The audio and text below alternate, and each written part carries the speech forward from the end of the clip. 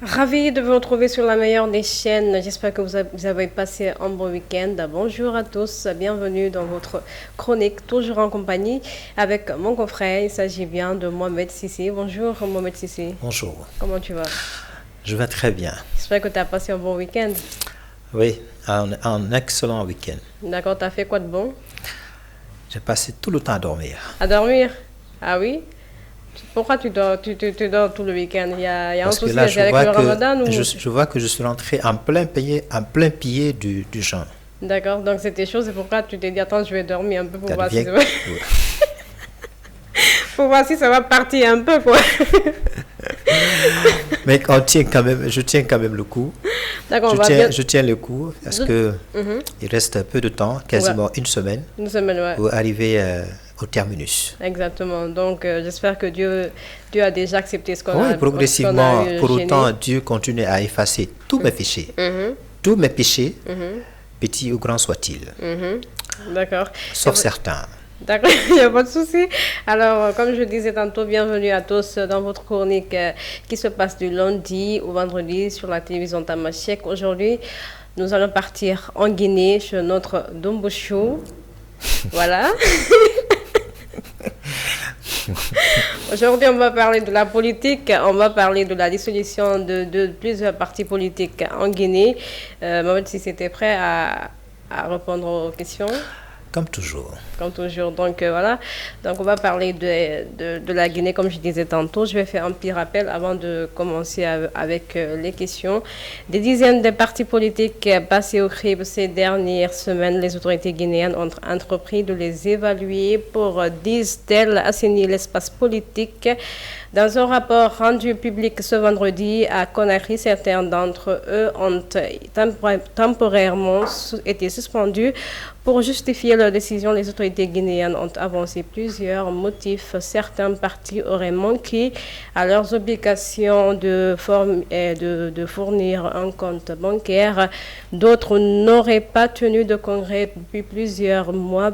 Parmi les partis suspendus de poids lourd de la politique guinéenne, il s'agit bien de l'UFR, de Sidya Touré et le RPG, l'ancien parti au pouvoir du président déchu Alpha Condé. Le RPG avait d'ailleurs décidé de boycotter la cérémonie de vendredi, ne reconnaissant plus le pouvoir en place. Les partis suspendus ont 3 mois pour se mettre en règle.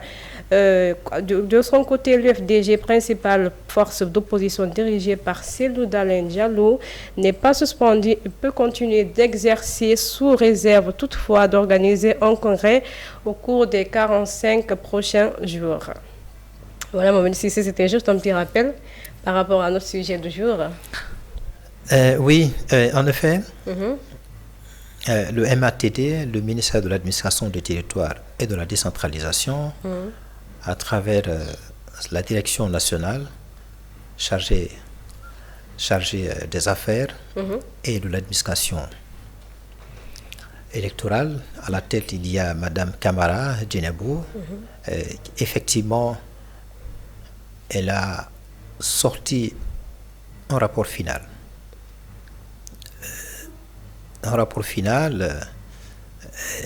Qui a porté sur la suspension, l'évaluation des partis politiques, parce que cette administration estime que la scène politique guinéenne connaît une prolifération très importante. C'est la raison pour laquelle l'administration a décidé d'assainir justement la scène politique guinéenne. Quand on parle de la prolifération, il y a environ 350 partis politiques.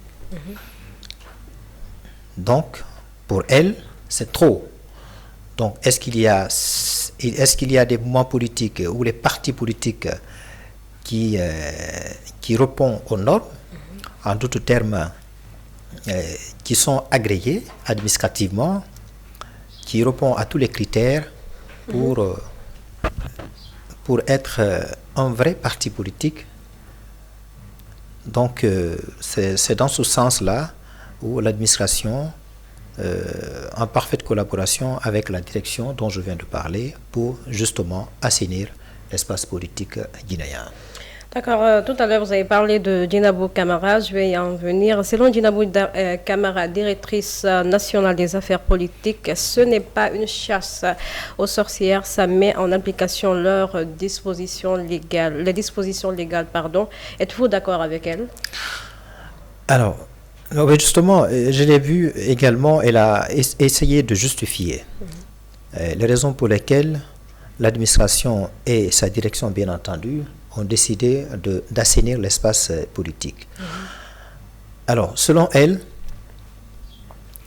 la suspension ou la dissolution dont elle a parlé et aussi placer certains partis sous observation, en pareille occurrence, il y a, selon ce qu'elle a dit, il y a 28 partis qui ont été suspendus ou dissous. Et 4 partis qui sont placés sous observation, parmi lesquels il y a évidemment le poids politique du FDG. Et les autres partis, ils sont au nombre de 75 qui sont autorisés à exercer pleinement leurs activités politiques. Alors, les partis politiques, les 28 partis qui ont été suspendus ou dissous, dont le parti de l'ancien président déchu, le professeur Alpha Condé, c'est la première fois que je le qualifie ainsi, le professeur Alpha Condé, n'a pas du tout apprécié cette décision.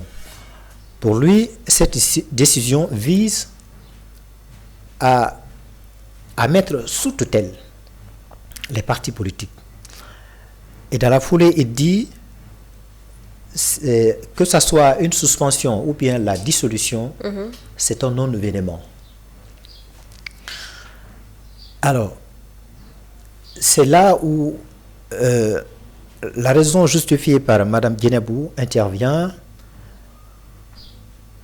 Elle dit, pour le paraphraser, que quelqu'un qui gère un parti politique durant 50 ans et qui n'arrive pas à céder ce pouvoir-là, le jour où il réussirait à arriver au pouvoir, ne soyez pas surpris si la démocratie ne serait pas au sommet de l'État.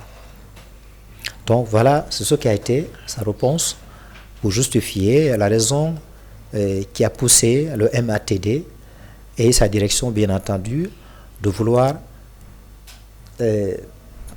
assainir l'espace politique. Mais la raison la plus importante qu'ils ont évoquée, notamment la suspension des 28 partis politiques, parce que ces partis-là, la plupart n'ont pas fourni un document bancaire, un compte bancaire, plus précisément. Et aussi, depuis un moment, ça fait quasiment 3 mois, ces partis qui ont été suspendus n'ont pas tenu un congrès. Or, c'est des critères qui sont très importants si vous voulez que l'administration vous accorde l'autorisation d'exercer pleinement votre activité politique. Voilà. D'accord. Alors, lors de la cérémonie, des motifs ont été avancés par les autorités qui sont, entre autres, le manquement de certains partis politiques de fournir un compte bancaire ou le retard sur l'organisation des congrès. Est-ce que ces motifs sont valables? Les motifs pour la tenue du congrès, alors je vous rappelle la seconde chance que l'administration a accordée à l'UFDG, qui est un parti politique très important dans l'espace politique guinéen. Depuis le mois d'avril, le 19 et 20 avril, l'UFDG avait décidé, malgré le leader ne se trouve pas au pays, il se trouve en exil. En exil, oui. Elhadj Cellou Dalein Diallo. Le parti donc a décidé de tenir le congrès à cette date, le 19 et 20 avril. Mais la décision Mais la tenue justement de ce congrès a été tenue à cause de la crise interne. Et c'est la raison pour laquelle la justice guinéenne a décidé de surseoir à la tenue justement de ce congrès-là. Alors maintenant qu'on lui accorde une seconde chance, parce qu'on dit cette formation politique est libre d'exercer ses activités politiques, vous l'avez si bien dit, sous réserve d'organiser dans les jours à venir, les 45 jours à venir, le congrès. Alors, si le parti n'arriverait pas à tenir le congrès à cette date échue, indiquée initialement par l'administration du territoire, qu'est-ce qui se passerait? Est-ce que cette formation politique de l'UFDG serait suspendue ou bien dissoute totalement? C'est la question que l'on se pose. Alors, par rapport à cette évaluation faite par l'administration, les responsables des partis politiques, les leaders, ceux qui sont suspendus ou ceux qui sont placés sous observation, tous se posent la question, est-ce le rôle de l'État? Est-ce c'est le rôle de l'administration de procéder à l'évaluation des partis politiques? D'autant que les partis, pour faire une évaluation, pour faire l'auto-évaluation, il y a à son sein un statut, un règlement qui le permet de s'auto-évaluer. Et le plus souvent, cette évaluation porte sur la vision du parti, le poids électoral du parti. Est-ce que les militants et sympathisants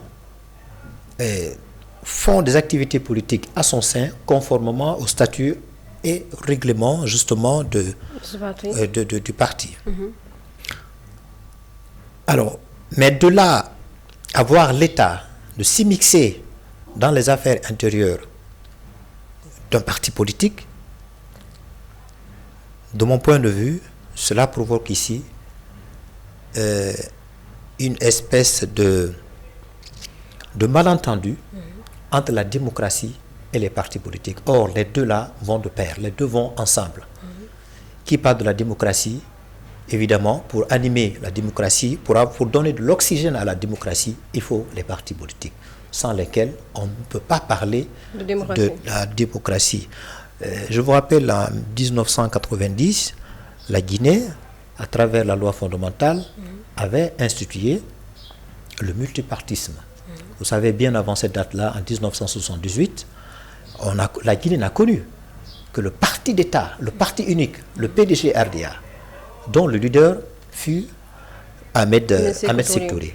Donc, en 90, après, bien entendu, son décès, je pense que c'était sous le régime de Lansana Conté, on a, comme je le disais tout de suite, on a instauré le multipartisme.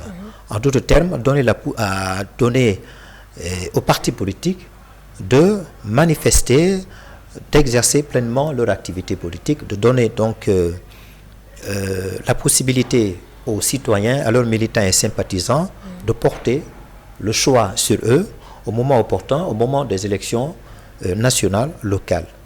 D'accord. Alors, selon vous, cette junte qui n'est plus reconnue par certains partis politiques, a-t-elle le droit de suspendre ces partis politiques? Alors, oui, c'est une question à laquelle tout le monde se pose, notamment les forces vives de la nation, les partis politiques eux-mêmes se posent la question, ceux qui sont dissous, ceux qui sont suspendus ou ceux qui sont placés sous observation.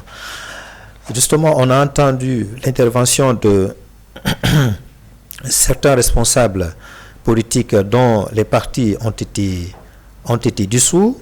Voilà, il y a, comment vais-je appeler ça? Il y a un des responsables très importants du parti du président déchu, le professeur Alpha Condé. Il y a un des responsables de ce parti, dès lors que la décision de la dissolution ou la suspension a été prise par l'administration du territoire, il a répondu à ce fait en disant quelle image nous donnons à la démocratie. Oui, on a entendu là-dessus le président déchu répondre. La junte tente de nous imposer un choix qui n'est pas le vôtre, celui de la soumission et du renoncement. Il ajoute, la suspension et la dissolution des partis est un non-événement, comme je le disais tout de suite, sur le réseau social. Alors, quant à l'UFDG, malgré il n'est pas encore suspendu, il y a eu également une réponse de la part de M. Baba Ménémono, chargé de la communication de l'UFDG. Je le cite. Il dit, quelque part, nous sommes quelque peu déçus, plus ou moins satisfaits du résultat, mais aussi inquiétants. Pourquoi? Parce que cela pourrait s'apparenter à un processus d'épuration masqué de la classe politique, une manière probablement de mettre à la touche ou à la retraite un certain nombre de leaders jugés gênants. Donc, c'est ce qu'il a dit. Vous voyez, donc ça devient très sérieux, Aminatou. Hein? Quand cela veut dire quoi? Cela veut tout simplement, comme le disent ces différentes personnes qui ont intervenu suite à la décision prise par l'administration relative à l'assainissement de l'espace politique, tous s'accordent à dire, est-ce que la junte guinéenne est-elle légitime de procéder à l'évaluation jusqu'à aller suspendre, dissoudre et placer certains partis sous observation. Alors, si l'espace politique est assaini de la sorte, qu'est-ce qui se prépare? Qu'est-ce que se prépare? Alors, puisque la junte a décidé, on a même entendu, appuyé par le Premier ministre Baouri, que l'année 2025, c'est une année électorale. Le président a dit au moment de la tenue de son allocution. Donc, qu'est-ce qui est en train de se préparer? Est-ce que si on essaie de suspendre, de dissoudre, de placer sous observation certains partis politiques puisque n'ayant pas rempli certaines conditions, alors lorsque l'élection présidentielle, la date de celle-ci va être officielle, quels sont les candidats qui seront portés? Où sont-ils? Quels sont les candidats qui vont devoir battre campagne sur la scène politique? S'il se trouve déjà il y a la dissolution, les partis, surtout les partis dont le poids politique est très connu. Est très connu, exactement. Hein? UFR, voilà. UFDG. Quels sont les candidats qui vont RPG, compétir? Ça va être compliqué. Oui, donc c'est toute la question à laquelle les forces vives de la nation sont en train de se poser la question. Donc, les forces vives disent vraiment il est de la responsabilité de tous les citoyens de se mobiliser rapidement pour défendre leurs droits et leur liberté. D'accord.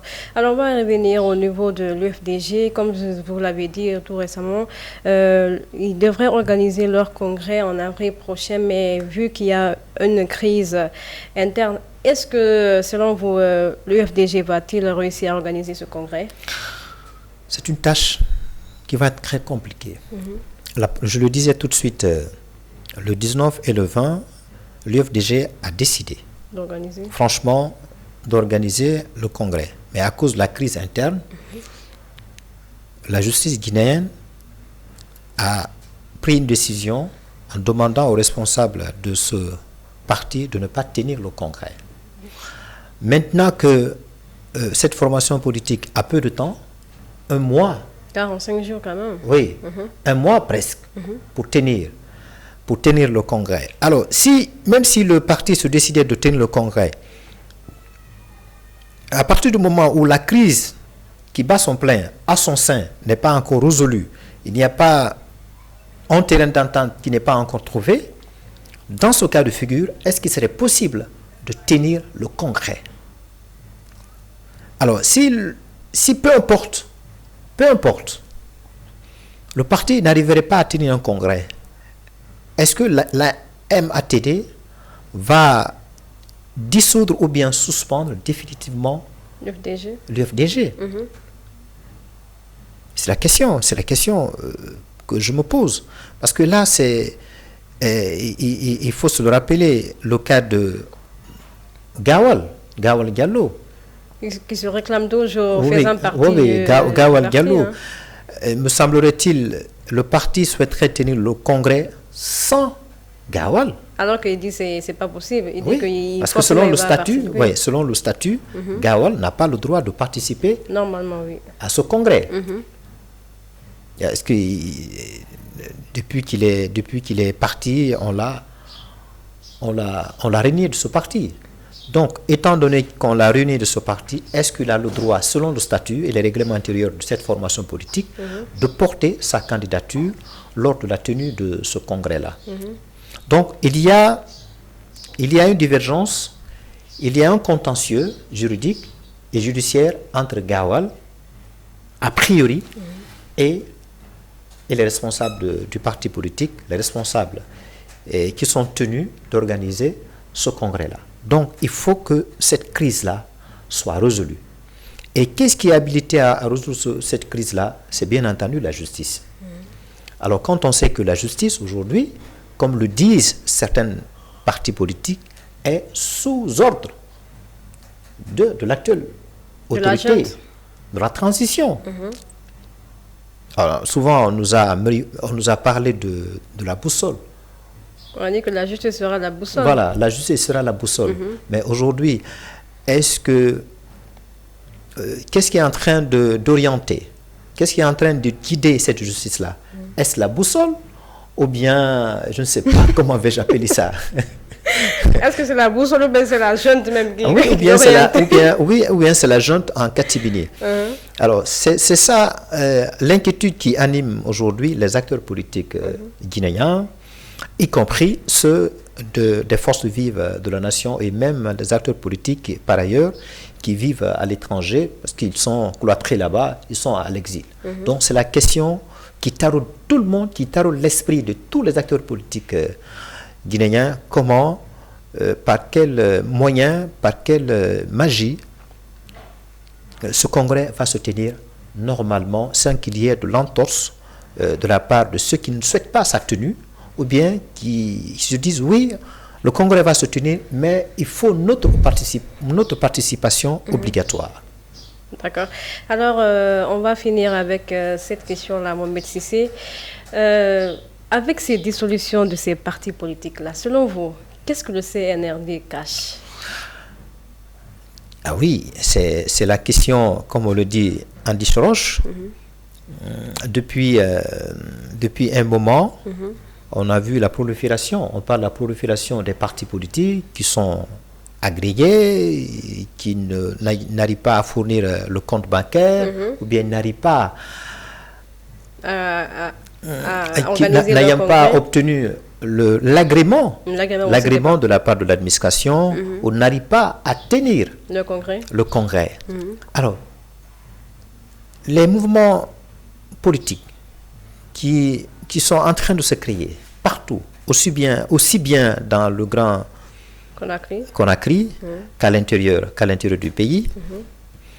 Pourquoi ces mouvements politiques voient le jour? Est-ce que c'est pour s'articuler autour d'un grand politique ou bien c'est pour soutenir une éventuelle candidature du général Mamadi Doumbouya? Alors, pourquoi on n'essaie pas de les évaluer aussi, ces mouvements politiques? Pourquoi on interdit les partis politiques qui sont reconnus aujourd'hui, puisque l'administration a pris sa décision? Les 99 partis sont autorisés désormais à exercer pleinement leur activité. Alors, étant donné que l'administration a donné cette autorisation, est-ce que ces partis-là ont aussi l'autorisation de mener leur activité sur le terrain, de contrer ces mouvements politiques-là, de tenir leur meeting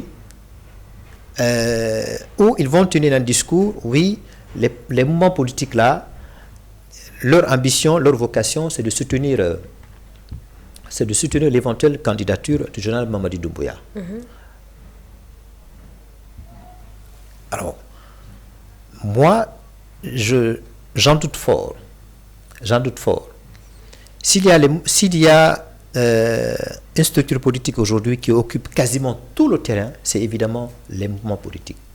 Et ces mouvements politiques, on a tous les éléments, tous les faisceaux d'indices qui montrent que ces partis-là ces mouvements politiques plutôt, sont en train de soutenir Mamadi Doumbouya.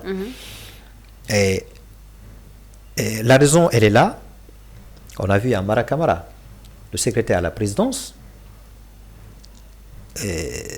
aussi à la tête de certains mouvements politiques pour battre une espèce de campagne pour son mentor. Avant, il se cachait, mais aujourd'hui, il sort ouvertement. Exactement. Donc, il fait cette campagne-là aussi bien à Conakry qu'à l'intérieur du pays. Comme la dernière fois, il avait tenu un meeting très important où il a tenu des discours au nom du général Mamadi Doumbouya. Il a magnifié le programme du général Mamadi Doumbouya. Donc, cela en dit long à Minato. Et surtout aussi, on a vu aussi lors de l'immersion gouvernementale avec Baouri qui est parti dans l'intérieur du pays. Lui aussi, il a beaucoup plus magnifié les actions de Mamadi Doumbouya en disant que la population adhère aux actions de Mamadi Doumbouya. Donc cela dit que franchement, on tend vers une campagne, on dirait, électorale. Mais c'est un paradoxe. Certes, les campagnes sont en train de se faire par les mouvements politiques, par quasiment tous les ministres. Et même aujourd'hui, le chef du gouvernement qui est à la tête est en train de faire la campagne. Il est en train de magnifier, il est en train de dérouler le programme. C'est comme si le général Mamadi Doumbouya avait déjà créé un parti et que ce parti est agréé par l'administration du territoire et qu'il a aussi annoncé officiellement sa candidature. Alors je lui dis, c'est un paradoxe parce que lui, ouvertement, il n'a rien dit, officiellement, il n'a rien dit concernant sa candidature. Mais tout de même, on voit ces mercenaires, entre guillemets, ces soldats se déployer sur le terrain pour magnifier, pour dérouler le programme qu'il a pu réaliser en termes d'infrastructure et même sur le plan de la justice, selon eux, qu'il a pu réaliser durant les 3 ans de transition. Alors, qu'est-ce qui se prépare? Alors, donc, le journal n'a pas dit ouvertement qu'il va porter sa candidature.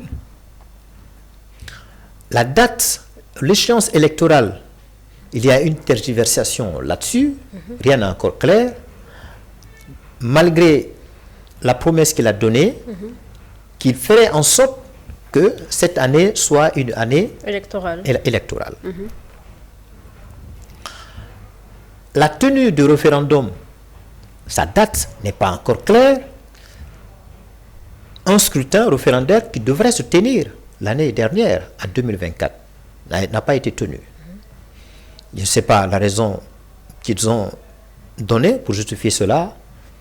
On a entendu le porte-parole du gouvernement, on a entendu également dans la foulée le Premier ministre Baouri dire que et pour la tenue de ce scrutin référendaire, il faut d'abord assainir le fichier électoral. Ce n'est pas encore fait. Mettre sur pied un organe électoral. Ce n'est pas encore fait.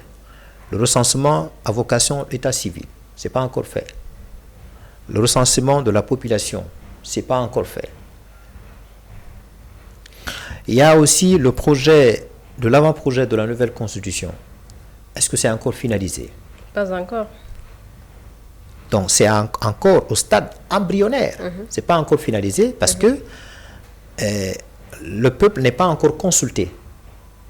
Le peuple n'est pas encore... Donc, étant donné que le peuple n'est pas encore consulté, donc on n'a pas encore une nouvelle constitution qui viendrait remplacer la constitution précédente qui soutenait le régime ou bien qui organisait le fonctionnement du régime précédent.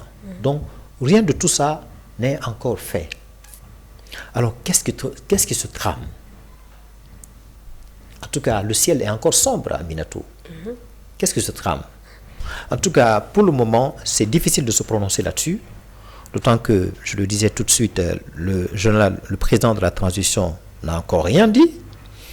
Moi, je serais très surpris qu'il nous amène dans le scénario que Macky Sall nous a fait au Sénégal. On a vu tous les soldats de l'ex-président Macky Sall, les ministres sortent leurs gants pour dire que, oui, bel et bien, il a le droit de porter sa candidature. À la grande surprise, notamment de ces ministres-là, le président est sorti pour s'adresser à ses concitoyens sénégalais en leur disant: je vais respecter ma parole, malgré la Constitution me permet de porter ma candidature. Or, lui, il sait que la Constitution ne lui permet en aucun cas de briguer plus de 3 mandats successifs. Alors, est-ce qu'on tend vers ce scénario-là en Guinée? Ça me paraît peu plausible, puisque là, on voit, comme le disent les forces vives de la nation, on voit la disparition des activistes, des journalistes, comme notre confrère Marouane. Oui, alors, qu'est-ce qui se profile à l'horizon? On est en train de baliser le terrain pour qui? Est-ce pour le général Mamadi Doumbouya? Ou bien, éventuellement, il souhaiterait choisir un de ses candidats, comme on l'a vu de par le passé, Lansana Conté. Quand il a souhaité organiser une élection présidentielle, les partis politiques d'alors avaient boycotté l'élection. Et lui, il a trouvé subtilement un candidat pour montrer à la face du monde que la Guinée va quand même tenir, malgré le boycott, va quand même tenir l'élection présidentielle. C'était un candidat, un figurant. Est-ce que Mamadi nous amène dans ce terrain glissant-là? C'est là toute la question à laquelle tout le monde se pose. Alors, c'est la seule question que tout le monde se pose. Alors, Mohamed Cissé, je crois qu'on a déjà fait le tour des questions. À moins que tu as quelque chose à rajouter? Non, mais je pense que c'est cela, hein, c'est ça la question. C'est la question, en tout cas, qui m'anime. Moi, c'est une question à laquelle je n'ai pas encore de réponse. Sincèrement, on ne peut que émettre des hypothèses. Et j'espère que cette situation ne va pas créer une crise politique en Guinée. Ah, ça va être compliqué. Alors, la crise, probablement. Alors, surtout, l'UFDG, s'il n'arrive pas à se mettre à jour après un mois, je lui disais, est-ce que l'administration va suspendre cette formation politique définitivement? Et si tel est le cas, quelle est la force politique que l'UFDG va utiliser pour rentrer dans ses droits? Va-t-elle utiliser encore ses militants et sympathisants pour aller faire une manifestation quand on sait que cette manifestation a toujours des conséquences, des conséquences très importantes. On a vu l'Amnesty internationale Guinée a dénombré 80 décès à l'issue des manifestations qui se sont passées en Guinée. Donc, c'est sous le régime de Doumbouya quand même, non? Doumbouya, bien sûr, sous le régime, oui, sous le régime de Doumbouya, oui. Le régime de Doumbouya, donc on a dénombré 80 décès à l'issue des manifestations. Alors, est-ce que les partis politiques, entre guillemets, vont utiliser les enfants comme une espèce de chair à canon pour faire face à une junte? Voilà. C'est ça. Donc, c'est ça la crise. C'est ça là où cela va nous mener. Donc, assainir l'espace politique, mais il faut que ça se passe de façon démocratique, de façon normale, de façon à ce que cela puisse permettre les formations politiques, surtout les plus importantes, de pouvoir compétir lors de l'élection présidentielle au local. Voilà. D'accord, merci beaucoup Mabel Cissé d'être venu sur ce plateau. Donc on se retrouve demain, Inch'Allah, avec un bon sujet, j'espère aussi. Donc voilà, on parlait sur la dissolution d'une vingtaine de partis politiques en Guinée. Merci à tous de nous avoir suivis. N'oubliez pas d'aller sur YouTube pour nous regarder. Vous tapez Tamashek, vous regardez, vous likez, vous partagez, vous commentez et vous activez la cloche de notification. On vous donne rendez-vous demain. Portez-vous bien. Au revoir.